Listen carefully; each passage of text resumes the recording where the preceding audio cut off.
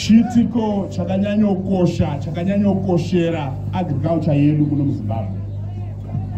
Tine atiri kuti Agriculture and Food Systems Transformation Strategy. Iri ibumbiro rekusimudzira rekuwandudza marimiro edu muno muZimbabwe.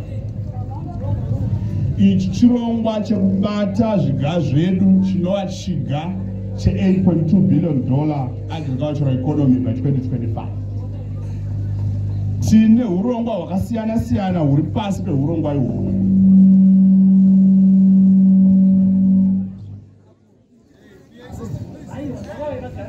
Humwe hurongwa hwatinahwo hwatinoda kuti tibate muzuva ranhasi zvakapetwa inyaya ye-Livestock Recovery and Growth Plan.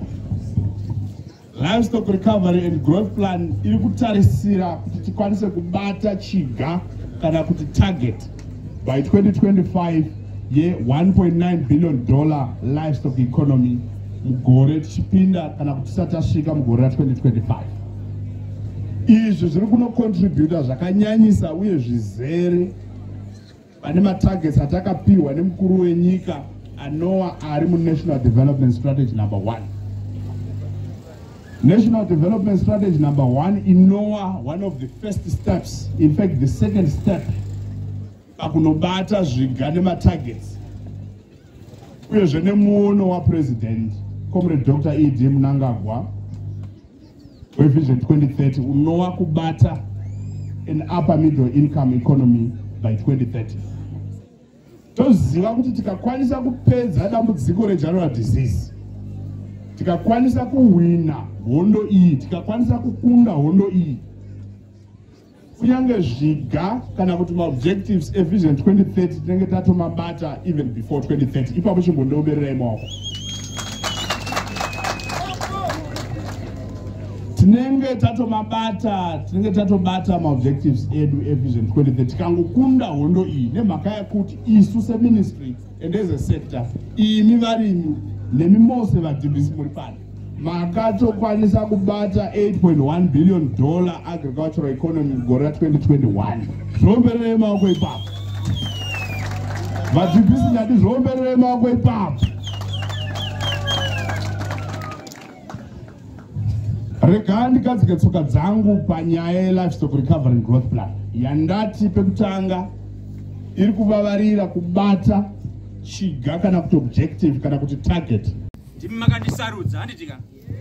Saka nhasi handina kuita pressure kuti ndivhise cape ye-deputy minister because ndinobva kwamuri muzvezve. Saka izvezvi ndiri kumba. Nosaka ndati aiwa PS iwe weita guest of honor nhasi. Tinokumbira remekedza imimi. PS ndoda kuti muzive kuti muzvezve iconstituency yakabatana. Kuti mupinde muzvezve, zvinonetsa. Zvinonetsa. Leadership yedu yakabatana. Kureva kuti zvinhu zvese zvinoitwa nehurumende tinoisa kuleadership, zvichienda kuma-structures, zvichienda kuvanhu. Saka munoma muite ma-problems kana zvinhu zvegovernment zvichiuya zvinosvika kuvanhu. Munomo PS tine zvinhu zviviri zvinotipa mari, agriculture nemining chete. Hatina zvimwe zvinhu munomo mumuzvezve. Saka kana tichitaura zveupfumi hwevanhu tichisanganisa izvozvo nemining neagriculture, munoona kuti vanhu vari serious vanoita izvozvo. Saka PS chimwe chanoda kuti muziveka, colleagues angu vari members of parliament havabve muconstituency yavo. Ini ndakaberekwa munomo, ndakaberekwa kuward 12 I think.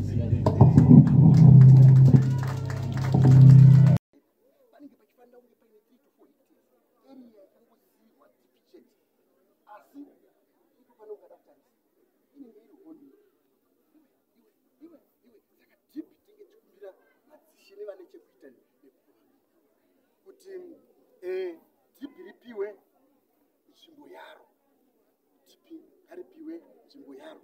Tiri kufara CD, tiri kufara nechirongwa che-deep tank rehabilitation.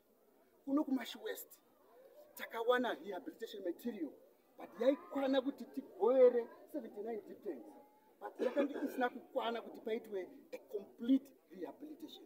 saka taingoti patariita rehabilitate zvokuti mombe dzinokwanisa kudhibha dzose dzorega kupoya, nekuti principal chaiyo maprinciples eeffective tick control e4. Number 1, dip all cattle. Hapana unofanira kusara kumba. Dambudziko redu refodya riya, musi wefodya unenge uchikorwa fodya, vamwe vanonzi nhasi hadziendi. Saka ichizombodzi tobacco farmers crisis. Saka ipapo tikagona kuunza mombe dzese kudhipi, hondo inopera. Tinofara kuti makatiti endai munoita macampaigns muchinyora vanhu vauya kudhipi, vanhu vasina, muchivacategorize men, women, youth. Zviri kuitwa izvozvo. Another principle of effective tick control is to dip at correct interval. Interval yedu kuno kuMasholand West. All along that weekly since December. Takapinda mu weekly. But tikuna kuti data tinongebaya. Zvichida data torumwakare. Nekuti tiri kuzoti takudzidipa dzisina jump still kuzoona tizibwana. Saka correct interval. Interval yedu I'm happy kuti tiri kuinda ma 554 zviri kushanda. Number 3, dip at correct strength. Ndakafara chirongwa chiya chamakati tiite director. Kupai madhibha ose. Pimai futi recalibrate madhibha kuti nyatsoona kuti mushonga uri kupinda mudhipi nemvura irimo zviri kuwirirana here. Ukuita unenge wakusaziva kuti kumwana vatiri kudhiba but tinongofa chii. Saka izvozvo dipping at correct strength takakupa madhibha ese tiri kusanganisa tichiteedzera manufacturers instructions. Zvinenge zviri kufamba ipapo. Kekupedzisira there should be complete submersion. Mombe ikati kuda tichazviona yoti chamunyurududu tomboishaiwa yozoti tumbudzwa. Ipapo tinenge taita ensure thorough wetting. Ndio pa plunge dipping 4. Kana tichishandisa dzimwe method ndinofara kuti tichademonstrate mamethods anenge 4, plunge dipping, tick application, hand spraying nepollen. So ndo zvatiri kuita kuno kuMasholand West. Ndiri kufara chiremba Dr. Basera macases nemareports weekly report this time. Afraid kuti derere. So pahondo yataungana nhasi tinoziva kuti tauya as a nation, nyika yose, all provinces, all my districts vari pano. Zvatichasunga pano, zvamuchatiudza pano, zvinoda kuti zvinotibatsira mberi. So in brief, ndo chimiro dip and rehab